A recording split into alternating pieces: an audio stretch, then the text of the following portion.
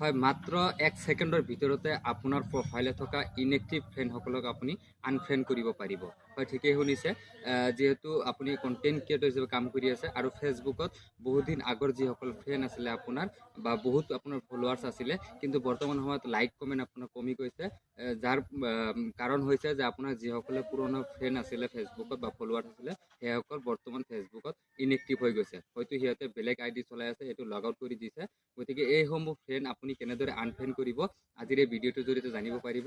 গতিকে ভিডিঅ'টো স্ক্ৰীনত দেখুওৱা ধৰণে আপুনি প্ৰথমতে আপুনি প্ৰফাইলত আহিব। প্ৰফাইলত অহাৰ পিছত আপুনি আপোনাৰ চি অল অপশ্যন আছে, আপোনাৰ ফ্ৰেণ্ড লিষ্ট যিখন আছে সেই তাতে ক্লিক কৰিব। ক্লিক কৰাৰ লগে লগে আপুনি দেখা পাব যে ইয়াতে মেনেজ এটা অপশ্যন আছে, সেই মেনেজ অপশ্যনত আপুনি ক্লিক কৰিব লাগিব।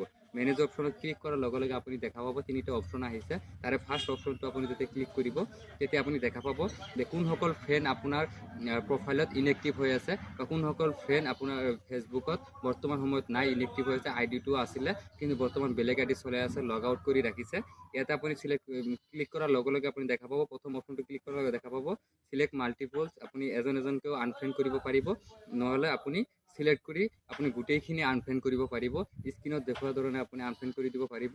গতিকে যিসকলৰ এনেকুৱা হৈ আছে, এনেকুৱা লিষ্ট ওলাই আছে যে ইনএক্টিভ ফ্ৰেণ্ডখিনি যোৱা 3 মাহ ধৰি ফেচবুকত এক্টিভ নাই, সেইসকলক আপুনি আজিয়েই আনফ্ৰেণ্ড কৰি দিয়ক। কিয়নো সেইসকল ফলোৱাৰ্ছ আপোনাৰ নাম মাত্ৰহে থাকিব, সিহঁতে কোনোদিনে লাইক কমেণ্ট কৰিব নোৱাৰিব। কিয়নো সিহঁতে ফেচবুক প্ৰফাইলটো লগ আউট কৰি দিছে, হয়তো বা এই ব্যৱহাৰ নকৰা হৈ গৈছে। সেই প্ৰফাইলটো বেলেগ প্ৰফাইল ইউজ কৰিব লগা হৈছে, যাৰ কাৰণে আপোনাক লাইক কমেণ্ট কৰিব পৰা নাই। গতিকে এই নাম মাত্ৰ ফলোৱাৰ্ছখিনি বা ফ্ৰেণ্ডখিনি আপুনি ফেচবুকৰ পৰা প্ৰফাইলৰ পৰা আঁতৰাবৰ কাৰণে আপুনি আজিয়ে আনফ্ৰেণ্ড কৰক। আৰু কেনেদৰে আনফ্ৰেণ্ড কৰিব নিশ্চয় আপোনালোকে স্ক্ৰীনত দেখা পাইছে, তেনেদৰে আপোনালোকে 1 ছেকেণ্ডৰ ভিতৰতে আপুনি এইখিনি আনফ্ৰেণ্ড কৰিব পাৰিব।